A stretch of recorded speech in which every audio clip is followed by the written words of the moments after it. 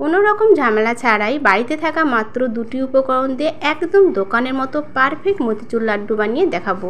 বানানোটা খুবই সহজ আর খুব কম খরচেই বাড়িতেই বানানো যায়, আর খেতে হয় ভীষণই সুস্বাদু।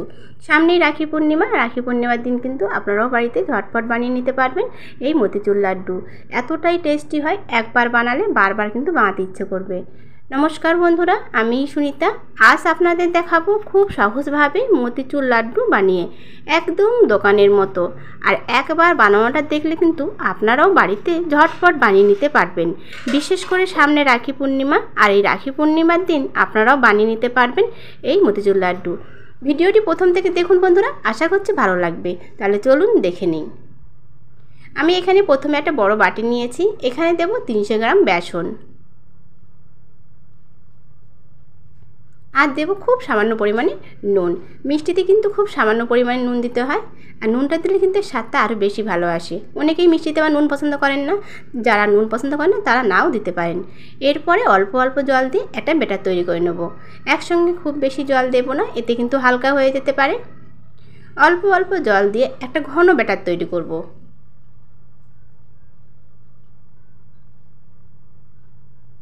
ব্যাটারটা হয়ে গেছে, আপনাদেরকে দেখাচ্ছি কেমন ঘনত্ব করতে হবে। দেখুন, ঠিক চামচের সাহায্যে আমি উপর থেকে নিচে দিচ্ছি, সঙ্গে সঙ্গে কিন্তু মিশে যাচ্ছে না। দেখুন ধীরে ধীরে কিন্তু এটা মিশে যাচ্ছে। ঠিক এমনই একটা ঘন ব্যাটার তৈরি করতে হবে। ব্যাটারটা আমার তৈরি করা হয়ে গেছে, এক সাইডে সরিয়ে রাখবো। এরপরে কড়াই নিয়েছি, কড়াইতে বেশ পরিমাণে সাদা তেল দিয়েছি, তেলটা ভালোভাবে গরম হয়ে গেছে। এরপরে ঠিক বড়ার আকারে ছেড়ে দেবো চামচের সাহায্যে। এখানে কিন্তু কোনো রকম শেপ দিতে হবে না, এটা শুধু তেলে ভেজে নিতে হবে আপনাদের মন পছন্দ মতো। একটু ছোটো ছোটো করে দিচ্ছি, এতে কিন্তু খুব তাড়াতাড়ি ভাজাটা হয়ে যাবে।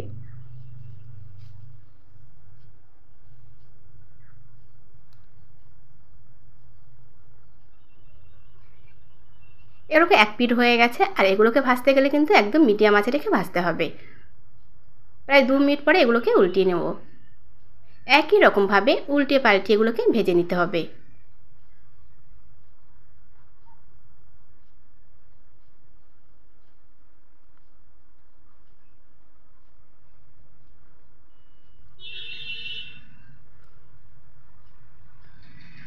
মতিচুর লাড্ডুটা বানানো কিন্তু বন্ধুরা খুবই সহজ, আর একবার দেখলেই আপনারাও বাড়িতে কিন্তু বানিয়ে নিতে পারবেন এই মতিচুর লাড্ডু।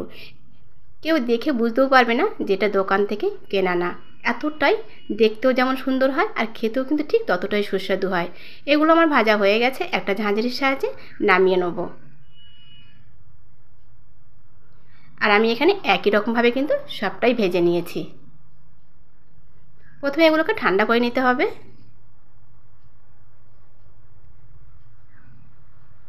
এগুলো একটু বড় আছে, ভেঙে ভেঙে ছোটো করে নিচ্ছি।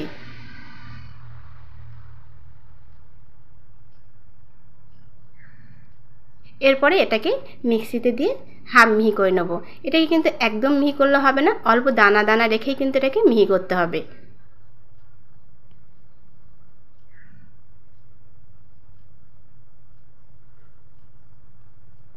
এটা আমার মিহি করা হয়ে গেছে, আপনাদেরকে দেখাচ্ছি ঠিক কেমন মিহি করতে হবে। ঠিক এমনই কিন্তু মিহি করতে হবে। এটাকে খুব বেশি মিহি করলে হবে না, অল্প দানা দানা থাকবে। এই অবস্থায় কিন্তু এটাকে নামিয়ে নিতে হবে। আর একই রকমভাবে আমি এখানে সবই কিন্তু একই রকমভাবে হাফ মসৃণ করে নিয়েছি। দেখুন ঠিক এমনই কিন্তু করতে হবে, দানা দানা থাকবে ঠিক এমনই। মতিচুর লাড্ডু কিন্তু বন্ধুরা দানা দানা থাকে, আর খুব বেশি মিহি হয়ে গেলে কিন্তু খেতেও অতটা ভালো লাগবে না, আর দেখতেও কিন্তু অতটা সুন্দর হবে না। এটা হয়ে গেছে, এক সাইডে সরিয়ে রাখবো। এরপরে চিনির শিরা বানিয়ে নেবো। এখানে নিয়েছি 300 গ্রাম চিনি, 300 গ্রাম বেসন নিয়েছি, আর 300 গ্রাম চিনি। তার মানে একটা বাটির মাপ করলে 1 বাটি চিনি হলে 1 বাটি জল দিতে হবে। ঠিক যতটা চিনি দিয়েছি ঠিক ততটাই কিন্তু জল দিতে হবে। একটা শিরা বানিয়ে নেবো। এখানে কিন্তু শিরাটা খুব বেশি ঘন করলে হবে না, ঠিক চিটচিটে মতো করে নেবো।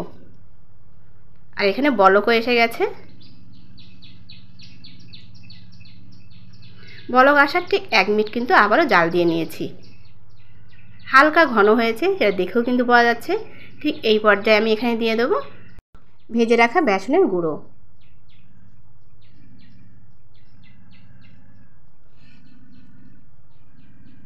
তিনশো গ্রাম বেসনে বন্ধুরা এখানে কিন্তু অনেকটাই লাড্ডু হয়। ভালোভাবে মিশিয়ে নিতে হবে চিনির শিরার সাথে। আর এটাকে কিন্তু করার সময় একদম কম আঁচে রেখে করতে হবে। এরপরে এখানে দেব এলাচের গুঁড়ো। এলাচের গুঁড়ো কিন্তু একদমই মিহি করে নেইনি, হাফ মসৃণ করে নেওয়া আছে। আর সামান্য পরিমাণে দিয়েছি ড্রাই ফ্রুট। আর দেবো এখানে চালমগজ দিয়ে এটাকে ভালোভাবে মিশিয়ে নিতে হবে একদম কম আঁচে রেখে, যতক্ষণ না কড়া থেকে ছেড়ে ছেড়ে আসবে একটা ডোর মতো হবে। এরপরে এখানে দেব কালার ফুড, খুব সামান্য পরিমাণে দিয়েছি অরেঞ্জ কালার ফুড, দেখতে সুন্দর লাগার জন্য। আপনারা চাইলে কিন্তু নাও দিতে পারেন, এতে কিন্তু স্বাদের কোনো পরিবর্তন হবে না, শুধু দেখতে একটু সুন্দর লাগার জন্য আমি এখানে কালার ফুডটা ব্যবহার করেছি। খুব সুন্দর একটা দেখুন কালারও চলে এসেছে। আর এটা কিন্তু কড়া থেকে একদমই ছেড়ে দিয়েছে, একটা ডোর মতো হয়ে গেছে। এটা আমার হয়ে গেছে, আপনাদেরকে দেখাচ্ছি ঠিক এমনই কিন্তু হবে। এরপরে একটা থালায় নামিয়ে নেব। প্রথমে এটাকে থালায় একটু হালকা করে নেব। এটা কিন্তু খুব বেশি ঠান্ডা করলে হবে না, হালকা গরম থাকতে থাকতে লাড্ডুগুলো বানিয়ে নিতে হবে। এটা কিন্তু হালকা গরম আছে। এরপর এটাকে লাড্ডু বানিয়ে নেব। সামনে রাখি পূর্ণিমা বন্ধুরা, আপনারাও কিন্তু বাড়িতে এইভাবে লাড্ডুটা বানিয়ে দেখুন, এটা কিন্তু ভীষণই ভালো হয়। বেশিরভাগ সময় কিন্তু বন্ধুরা দোকান থেকে লাড্ডু আমরা কিনে খাই, বাড়িতেই কিন্তু ঝটপট বানিয়ে নিতে পারবেন এই লাড্ডুটা। আর এই লাড্ডুটা কিন্তু বাড়িতে বানালে বেশি সুস্বাদু ও শরীরের পক্ষে ভীষণই ভালো হয়। আর এটা কিন্তু বেশ কয়েকদিন রেখেও খাওয়া যায়। একটা হয়ে গেছে, থালায় নামিয়ে নেব। একই রকমভাবে আর একটা করছি।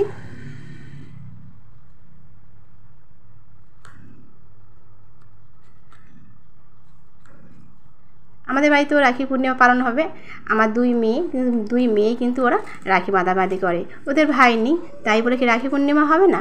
ওরা দু বোনই ভীষণই আনন্দ করে। আর আমি বাড়িতেই কিন্তু আজকে লাড্ডুটা বানিয়ে দিচ্ছি।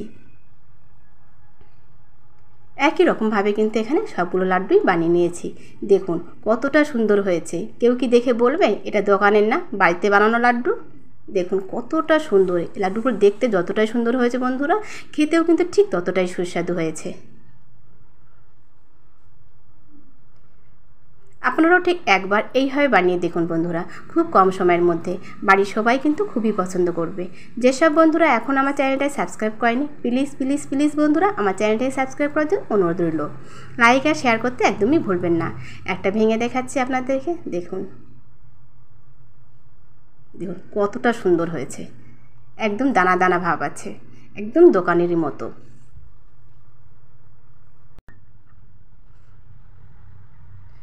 আপনারাও ঠিক একবার এইভাবে মতিচুর লাড্ডু বানিয়ে দেখুন বন্ধুরা। আজকের মতিচুর লাড্ডু কেমন হয়েছে অবশ্যই কমেন্ট করে জানাবেন। তাহলে বন্ধুরা সবাইকে আজকের মতো নমস্কার, সবাই ভালো থাকবেন, সুস্থ থাকবেন।